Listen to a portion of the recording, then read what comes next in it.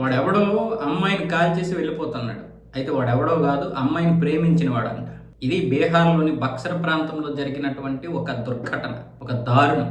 ప్రేమించిన అమ్మాయి తనని కాకుండా వేరే వాడిని పెళ్లి చేసుకుందని ఈ చెత్తలంజా కొడుకు వచ్చి ఆవిడని చంపేసి వెళ్ళిపోయాడు. పాపం ఇప్పుడు ఆవిడేమొచ్చేసి చావు బ్రతుకుల మధ్య కొట్టుమిట్టాడుతుంది. వైద్యులు బ్రతికించే ప్రయత్నం అయితే చేస్తున్నారు. నన్ను కాకుండా వేరే వాడిని పెళ్లి చేసుకుంది. అమ్మాయి పెళ్లి చేసుకుందంటేనే ఆ అమ్మాయి ముఖం చూస్తే మనకు అర్థం అవుతుంది ఆ పెళ్లి ఇష్టం లేదని. తల్లిదండ్రులు బలవంతంగానే వేరే వాడితో పెళ్లి చేయిస్తున్నారు. అక్కడ అది స్పష్టంగా తెలుస్తుంది. ఈ చెత్త వేదం ఏమొచ్చేసి ఒక 4 రోజులు ఆగితే మొత్తం అంతా ఇదైపోయింది. వాళ్ళు బ్రతికేదో వాళ్ళు బ్రతుకుతాడు, వీడు బ్రతికేదో వీడు బ్రతుకుతాడు. సరే, ప్రేమించుకున్నారు, పెళ్లి చేసుకోలేదు. ఇప్పుడు అమ్మాయిని చంపేశాడు. ఇప్పుడు వీడు జైల్లో ఉంటాడు. బీహార్లో గన్ కల్చర్ ఎలా ఉందనేది మళ్ళీ ఇది స్పష్టం చేసింది. మనం అమెరికా గురించి మాట్లాడతాం కదా, బీహార్ కూడా సేమ్ అలాగే ఉంది పరిస్థితి. ఇంకా జంగిల్ రాజు యొక్క మనస్తత్వాలు ఉన్నాయి. కానీ ఇన్ని రోజులు జంగిల్ రాజు పేరు చెప్తాం. ఇప్పుడు బీజేపీ డబుల్ ఇంజిన్ సర్కార్. బీజేపీ తీసుకురావాలి మార్పు. ఇలాంటి వాటికి వ్యక్తిగత విషయాల్లో ఎవరు ఏ పార్టీ నాయకుడైనా ఎవరైనా ఏం చేయలేరు. కానీ గన్ కల్చర్ ఉంది కదా, ఇలాంటి వ్యవస్థను నాశనం చేసేటటువంటి పరిస్థితులు ఉన్నప్పుడు ఎవరు మారుస్తారు? ప్రభుత్వం కదా మార్చాలి. ప్రభుత్వం కదా దీని గురించి మాట్లాడాలి.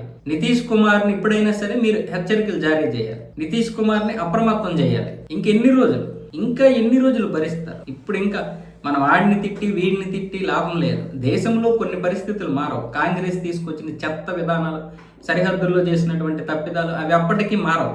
మనం ఎప్పటికైనా దాన్నే నిందించాలి. కానీ రాష్ట్రంలో ఉన్నటువంటి పరిస్థితులు మీరు కాకపోతే ఎవడు మారుస్తాడు? పైగా డబుల్ ఇంజిన్ సర్కార్. మీకేంటి నొప్పి?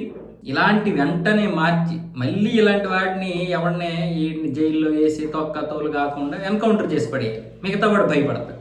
అమ్మాయి ప్రేమించారు, పెళ్లి చేసుకోలేకపోయారు. అది కారణాలు అనేకం ఉంటాయి.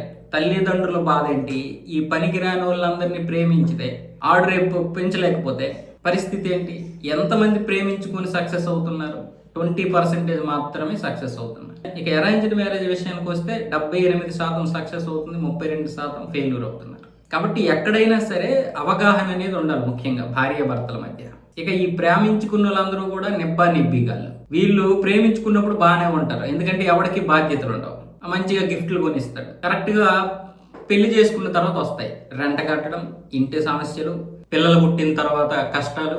అప్పుడు ఉంటది వీడికి, ఇదేంటిది నా ఒక్కడికే ఎంత భారం అని. ఆవిడకి అనిపిస్తుంది, ఈ వీడేంటీడు కనీసం 20,000 30,000 కూడా తెచ్చుకోలేకపోతున్నాడు, నన్ను ఇంతకు ముందులో చూడలేకపోతున్నాడు, గిఫ్ట్లు ఇవ్వలేకపోతున్నాడు అని.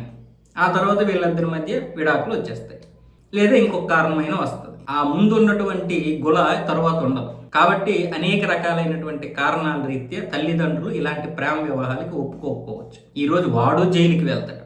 అమ్మాయి పరిస్థితి, అమ్మాయి చనిపోతే చనిపోద్ది, లేదా బ్రతికిన ఆ జీవితాంతం బాధతోనే బ్రతకాలి. సో ఇలాంటి పరిస్థితుల మధ్య ఈ యొక్క గన్ కల్చర్ అనేది తీసేయాలి. సమాజంలో కొన్ని మార్పులు రావాలంటే ప్రభుత్వాలు ఖచ్చితమైనటువంటి నిర్ణయాలు తీసుకోవాలి.